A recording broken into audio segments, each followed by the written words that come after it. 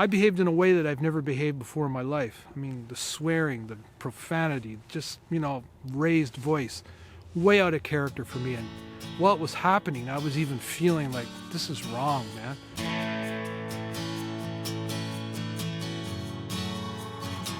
So I spent most of my working career in a large integrated steel plant.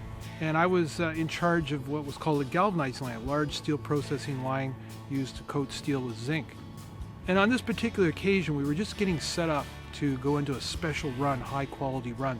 We put a brand new sink roll on this bath.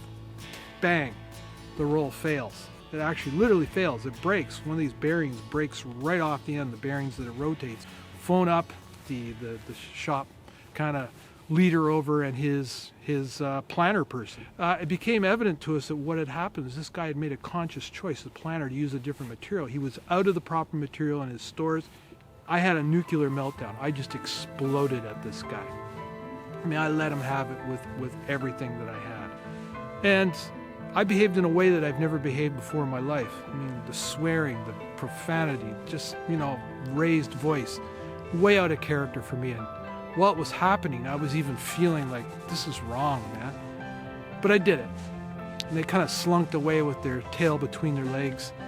And after they left, Ralph and I did kind of our own little debrief on this. And I said to Ralph, I think maybe I kind of overdid it. He kind of says, well, I think maybe you did, but that's okay. They're used to getting their asses kicked all the time. Don't worry about it. But yeah, it was a little much. But hey, it had to be done. They had to learn what was what. And he says, maybe you could apologize to them on Monday, because this was like around a Friday. And I said, yeah, I'm going to do that for sure.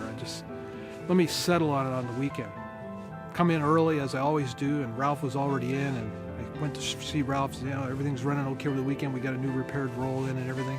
It's all looking good. And he says, yeah, it's all looking good, Jim, but did you hear the news about our planner friend? I said, no, what's up? Is he pissed off at me or something? He says, no.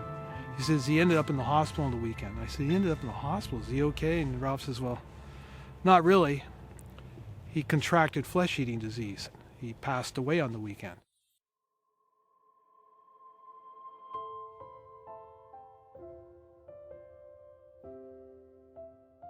I said to myself, did what I say somehow compromise his emotions, and that compromised his immune system, and that made just a tiny little difference that put him over the edge, caused him to die from this?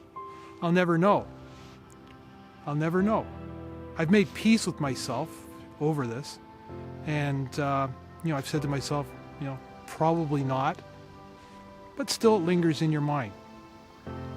And so from that moment forward, I've said to myself, what you say matters. What you say every day matters. And so from then on, I've said to myself in my life, what I'm going to say to people, I'm going to measure it, and make sure that it's not coming out the wrong way and not leaving things in a bad way.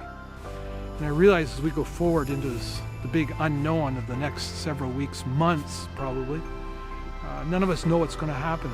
And I know that everything that I say to everybody that I come in contact with matters more than it's ever mattered before. So, what you say matters.